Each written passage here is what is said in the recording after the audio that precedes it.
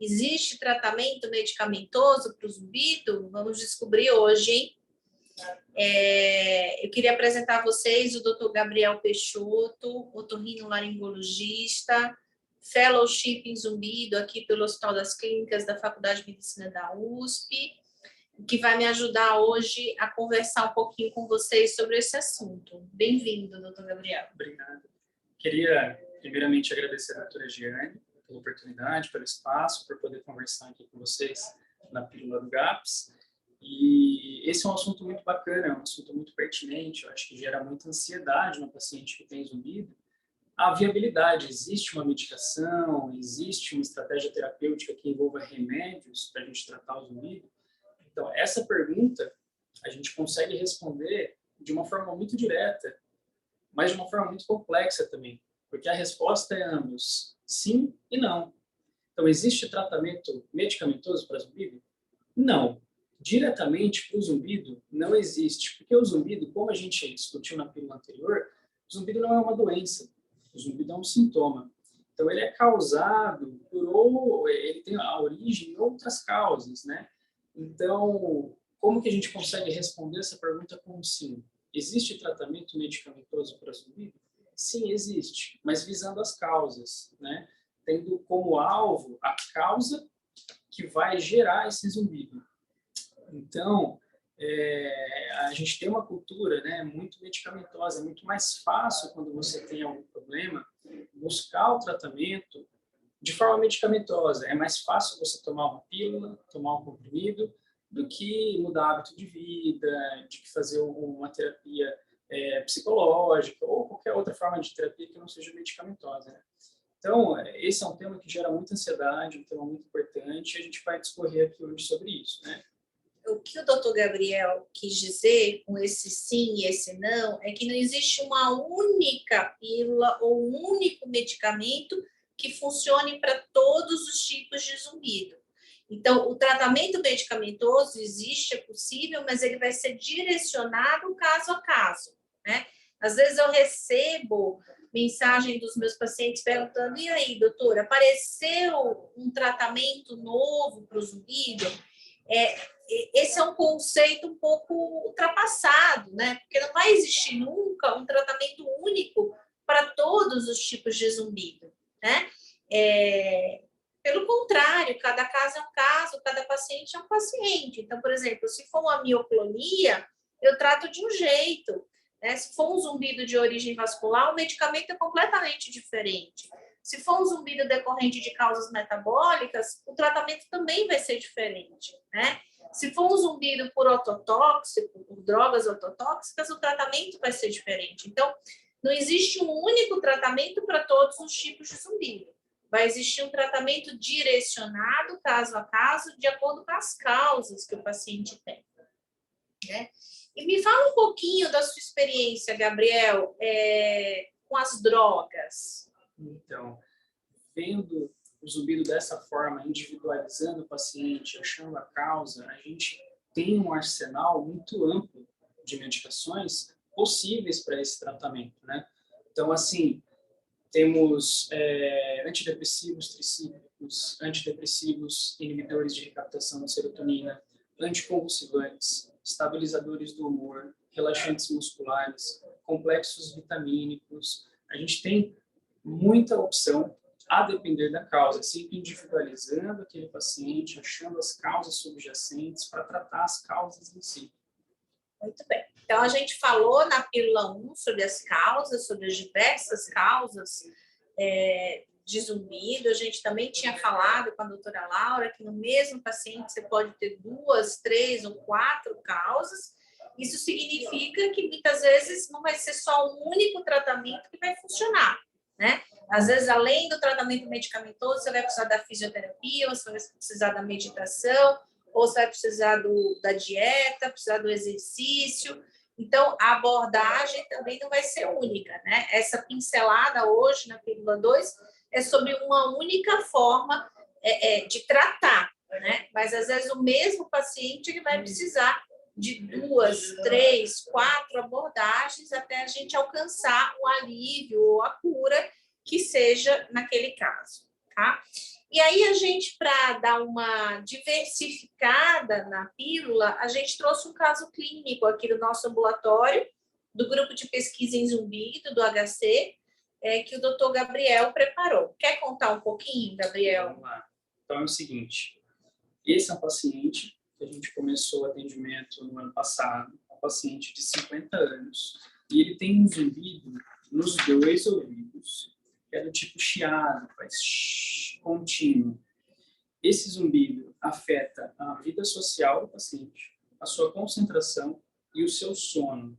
Ele reparou que o zumbido diminuía quando tinha sons no ambiente, então som de chuva, som de cachoeira, tudo isso deixava o zumbido um pouco mais tranquilo. Então, eu era um paciente que evitava silêncio absoluto. Também reparava que o zumbido piorava quando era exposto a ruídos intensos e quando passava por situações de estresse emocional. Esse paciente, além do zumbido, a gente precisa olhar todas as comorbidades em volta, né? Então, o que ele tinha de comorbidade? Era um paciente que tratava algumas comorbidades metabólicas, tratava colesterol, tratava pressão alta, e tinha desordens psíquicas. Era um paciente que apresentava um componente de ansiedade bem importante, um paciente que tinha um espectro de bipolaridade. Então, essas desordens não tinham sido diagnosticadas ou tratadas antes em outras oportunidades de assistência médica. Foi detectado aqui no ambulatório. Então, a gente discutiu os tratamentos para esse paciente, sempre dessa forma individualizada, e a gente propôs terapia de mudança de hábito alimentar, terapia de higiene do sono para melhorar o sono do paciente, exercício físico e, como terapia medicamentosa, escolhemos por iniciar um estabilizante de humor. Então, é uma medicação que em bula ela não está para tratamento de zumbido, mas começamos ela mesmo para melhorar tanto o zumbido quanto essa questão de ordem psíquica do paciente. Eu posso só interromper um pouco? Claro, doutora. Isso foi um ponto muito interessante que você trouxe, tá? Praticamente não existe no mercado farmacológico medicamento indicado para o zumbido, em bula, tá? 95% dos medicamentos que a gente usa para tratar zumbido são medicamentos que a gente chama de off-label. Não está na bula que é para tratar zumbido, mas a experiência clínica e os artigos científicos e a literatura científica traz que para aquele subtipo de zumbido, aquele medicamento deve funcionar ou pode funcionar em X% dos casos, tá? Isso acontece na maioria das vezes, off-label, quer dizer, fora da bula, né? E isso é uma coisa que a gente vê em medicina de um modo geral. Por exemplo, existe droga que foi desenvolvida para pressão alta e que se viu que funciona para alopécia, para careca, para perda de cabelo, né? Então, a droga não foi desenvolvida para aquilo, mas ao longo do tempo e com o uso daquele medicamento, foi visto que ele pode funcionar para aquela função. Então, off-label, que é isso que o doutor Gabriel falou. Perfeito, perfeito. E aí, essa paciente iniciou o uso da medicação. Dentro de 4 dias, ela notou uma melhora muito importante do padrão emocional. Então, a ordem psíquica foi voltando, ela teve uma melhora muito importante. E o zumbido, em 4 dias, cessou completamente nos 2 ouvidos. Então, essa é uma informação muito, muito relevante, muito importante, que existe, sim, tratamento farmacológico que pode ajudar o paciente com zumbido. Essa paciente teve uma melhora completa do zumbido. Uma cura, dias, né? Uma cura. Em 4 dias. Com medicamento, com farmacoterapia. Sim. E é muito interessante a gente ver o segmento dessa paciente, porque embora ela tenha melhorado muito no fator emocional e ela tenha tido cura do zumbido, ela começou a ter efeitos adversos na medicação. A paciente começou a sentir muita palpitação no peito, começou a ter um mal-estar, uma fadiga, e esses sintomas estavam incompatíveis com o dia a dia dela. Ela ficou incapacitada de fazer as atividades do dia a dia, né? E aí sugerimos a descontinuidade da medicação. A partir do momento que a medicação foi retirada, esses sintomas adversos cessaram, porém o zumbido retornou. Então, essa é outra informação muito valiosa quando a gente fala de farmacoterapia, de medicação interagindo individualmente, né? Porque esse efeito adverso também não é um grupo de efeito adverso extremamente comum para aquela medicação, mas aquele indivíduo reage daquela forma. Então, acho que o principal, quando a gente conversa sobre medicação, é falar em individualidade. Cada indivíduo vai responder de uma forma à medicação, seja de uma forma positiva ou seja de uma forma adversa, né? Acho que esse caso ilustra isso de uma forma muito bacana, porque em um momento ela teve cura do zumbido e em outro momento a gente precisou remover essa medicação, porque ela estava causando muito efeito colateral. Hoje mesmo a gente discutiu um outro caso que veio agora em retorno, né? Que o paciente ele recebeu um tratamento farmacológico para um quadro de sensibilidade a sons e para ansiedade, né? Esse tratamento combinando 2 fármacos, que geralmente um deles ele sempre é usado em associação. O paciente teve também cura do zumbido, o zumbido desapareceu, reduziu ao nível mínimo, quer dizer, ficou quase imperceptível, mas não houve benefício no quadro de ansiedade, que foi o motivo inicial pelo qual ele tomou a medicação, né?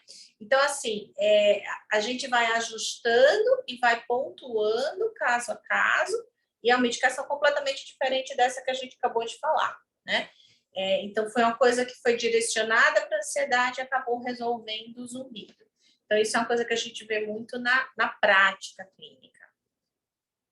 Eu acho que é isso. Então, é muito importante essa informação da individualidade, né? A gente saber que existe sim medicação, só que sempre a medicação vai ter como alvo a causa ou as causas, porque realmente o zumbido pode ter mais de uma causa. Como foi dito na pílula anterior, eu achei muito bacana que a Laura e a doutora Jane falaram a experiência delas como indivíduo tendo zumbido. Eu também tenho zumbido. O meu zumbido é puramente somatosensorial, um zumbido muscular. E o que melhora o meu zumbido é exercício físico e relaxante muscular. E não dá para a gente usar a melhora de um indivíduo para aplicar na população toda. Então, é o que a doutora Giane falou no começo. Se a gente pega toda a população com zumbido no mundo e tenta a mesma medicação, não vão ser todos os indivíduos que vão ter melhor. Esse é o ponto importante. Jéssica, a gente tem perguntas? Sim, doutora, temos uma. Pode falar. A pergunta da Miriam Machado, ela está perguntando aqui, antidepressivos duais, tipo desvenlafaxina, não seriam ideais? Estou usando há 2 meses e senti melhor em questão do emocional, porém o zumbido está da mesma forma. Não tenho perda auditiva. Bom, como ela falou, os antidepressivos duais, né? Eles são duais porque eles atuam em 2 neurotransmissores cerebrais, né? Esse especificamente que ela mencionou atua na serotonina e atua na noradrenalina, tá? Há quem diga que também pode atuar um pouquinho na dopamina, né? Mas ele é dual por princípio. Eu tenho caso, sim, no consultório, que o zumbido resolveu com esse tipo de medicação, tá? O zumbido curou com esse tipo de medicação. Porém, precisa ver se é só isso, né?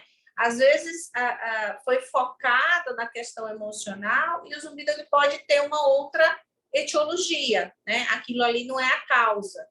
Então, de repente, pode ter uma origem muscular, ou pode ter uma origem metabólica, ou pode ter uma origem, por exemplo, em fatores hormonais. A gente vê muito em mulher, né, na época que está entrando no climatério, os fatores hormonais serem gatilho para o zumbido.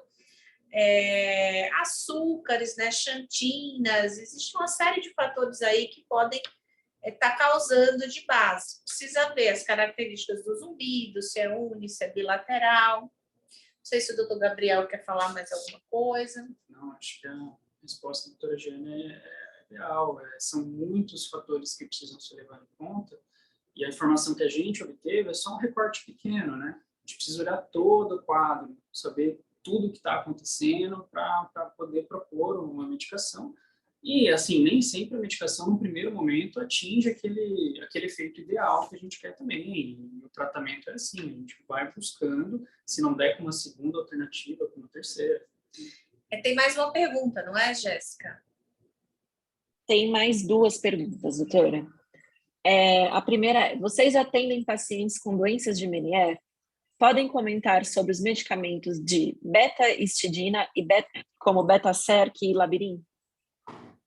Sim, a gente atende pacientes com doença de Meniere, não é uma comorbidade muito frequente, tá? Para quem não conhece o Meniere, são crises que o paciente tem de vertigem, náuseas, vômitos, com piora do zumbido e piora da audição, tá?